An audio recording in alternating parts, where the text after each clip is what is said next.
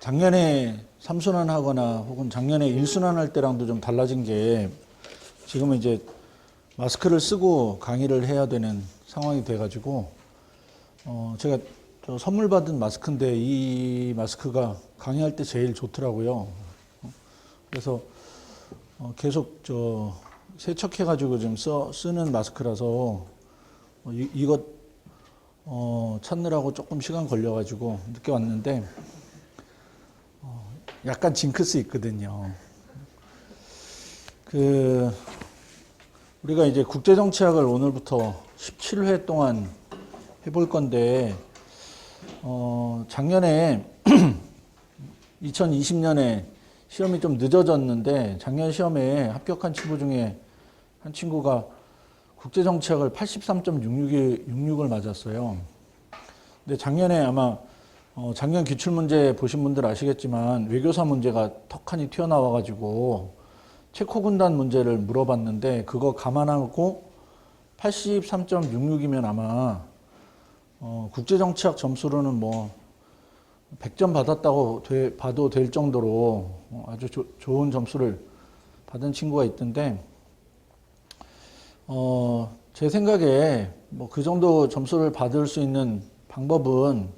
우리가 일단 기본기를 좀 튼튼히 하고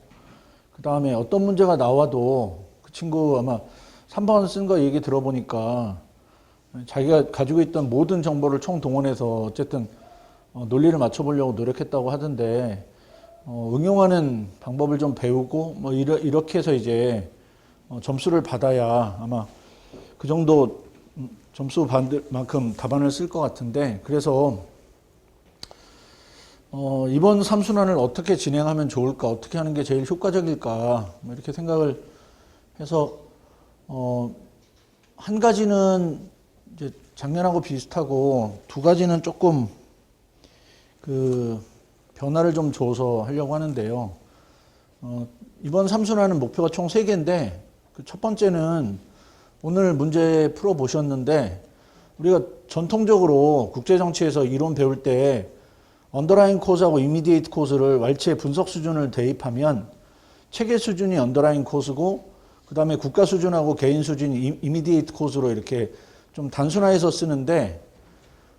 그리코하고 그 다음에 아이켄베리하고 머스탄두노가 쓴 아주 유명한 교과서가 있어요. 지금 제가 3권의 교과서를 이번 수업 시간에 최대한 활용해서 여러분들한테 합리적 선택 이론가들이 어떻게 글을 쓰고 어떤 분석 틀을 갖고 있는지를 좀 정리해드리고 여러분 답안도 그 방법으로 써보게 하려고 하는데 그게 이제 이 책인데 Introduction to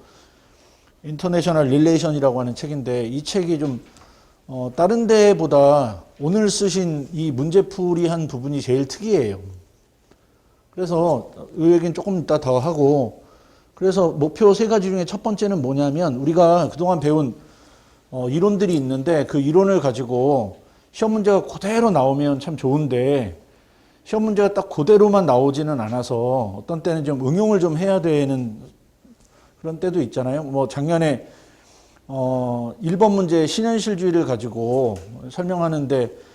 이거를 약간 변형해서 설명한다든가 하는 방법으로 그 문제를 만들 수도 있으니까 일단 1착은 기본적으로 이론을 잘 정리하는 것도 되게 중요하지만 그 이론을 살짝 바꾸면 혹은 어떤 개념으로 전환해서 여러분들한테 자 한번 써봐 이러면 갑자기 이제 다른 문제라고 생각을 하고 당황하는 바람에 잘 못 쓰는 경우도 생기니까 응용을 좀 많이 하는 게 일단 이번 시간의 첫 번째 목표고 그 다음에 두 번째 목표는 아까 이야기해드린 대로 최근에 젊은 선생님들이 출제하기 때문에 약간 경향이 그냥 전통적으로 이론 이렇게 물어보는 것보다 조금 어려워졌어요. 그러니까 데피니션도 좀 잘 해야 되고 그 다음에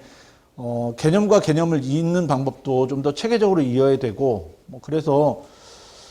이 양반들이 제일 많이 아마 참고해가지고 시험 문제를 만들거나 학교에서 본인들이 학생들 가르칠 때 제일 많이 쓰는 게 제가 지금 갖고 왔던 그리코 책하고 그 다음에 이 책도 엄청 좋은 책인데 프리든하고 레이크하고 슐츠가 쓴 월드 폴리틱스라는 책이 있고 그다음에 이거 말고 갖고 오진 않았는데 메스키타가 쓴 국제정치학 교과서가 있는데 이 세 가지가 대부분 다 레셔널 초이스 이론가들이 잘 정리해서 국제정치를 체계적으로 정돈해둔 책들이에요. 그래서 우리나라에 소개 안 된 부분들도 좀 있고, 그 다음에 우리 시험에 나온 청중비용이라든가 뭐 이런 것들도 다 요 책들 안에 보면 기본적인 분석 도구로 들어있거든요. 그래서 두 번째 목표는 이 책에 있는 내용들 중에 일부 내용들을 가지고 답안을 만들 수 있게 하는 게 두 번째 목표고, 세 번째 목표는 좀 여러분들이 힘들지 모르겠는데 수요일 날 두 문제를 풀 거고 매주 수요일마다, 그리고 매주 토요일하고 마지막 날 세 문제를 풀 생각이에요. 그래서 아마 토요일 날 답안 쓰고 나면 여기 이제 강의실이 싹에 빌 거거든요. 나는 쉬어야겠다 이러고 이제 아마 이제 집으로 돌아가거나 이럴 분들이 많은데, 그렇게 하라는 의미는 아니지만 그럴 가능성이 많은데, 우리가 경제학은 시간이 모자라서 못 쓰진 않아요. 제가 이해하는 걸로는 그래요. 몰라서 못 쓰는 거지 시간이 모자라지 않거든요. 국제법도 시간이 엄청 모자라서 못 쓰거나 하진 않거든요. 근데 국제정치는 특별히 모르지 않는데, 아니면 뭔가 하여간 글을 좀 더 기록할 수 있는데 시간이 좀 부족한 편이고, 특히 세 문제 배열해가지고 다 쓰기가 좀 쉽지 않고, 시험장에서 3번까지 다 쓰고 마지막에 결론까지 마무리 지으면 정말 엄청 잘한 거고, 세 번째 문제 반쯤 쓰면 그래도 꽤 잘한 건데, 첫 번째하고 두 번째 문제 욕심부리다 보면 시간 한 배 잘못해갖고 3번 문제 아예 아무것도 못 쓰고 끝나는 경우도 많거든요. 그래서 사순환이 있기는 한데 사순환이 딱 한 회분 정도밖에 없기 때문에 우리가 천상 시간 안배하는 훈련을 조금 해야 되는데, 그게 삼순환 할 때밖에 할 기회가 없을 것 같아서 좀 힘드시겠지만, 한 주에 한 번은 2시간짜리 시험을 볼 거고, 그러니까 한 주에 한 번은 두 문제짜리 시험을 볼 거고, 두 문제짜리는 100분 시험을 볼 거예요. 그 다음에 한 주에 한 번은 세 문제짜리 시험 볼 거고, 그건 120분 풀로 쓸 거니까 1시에 시작하면 3시까지 시험 보실 거고, 3시 15분 정도에 강의 시작하도록 할 거니까 힘드시겠지만,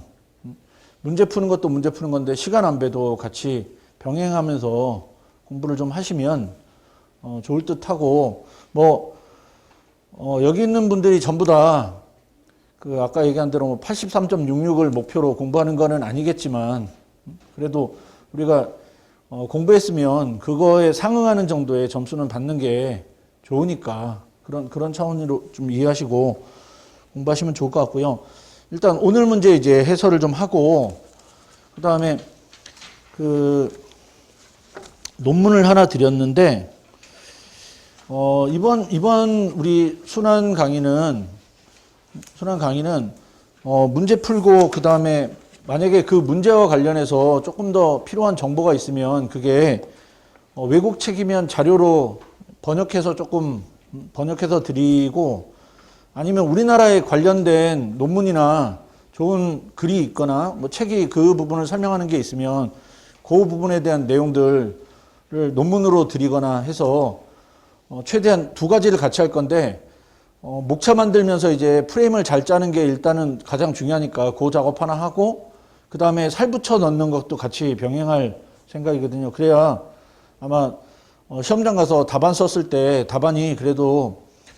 그럴싸한 답안이 되지 않을까 이렇게 생각이 들어서 두 가지 작업을 할 건데, 일단 첫 번째 시간에는 오늘 푼 문제에 대해서 해설을 좀 해드리고, 그리고 나서 두 번째 시간에는 오늘 드린 논문 가지고 여러분들이 챙길 글감이 어떤 건지, 어떻게 챙겨놓으면 이걸 가지고 이제 좋은 글을 만들지 그 작업을 하고, 세 번째 시간에는 교과서에 있는 내용 중에 우리가 무정부 상태하고 분석하는 방법에 관한 몇 가지를 좀 정리해 볼까 해요.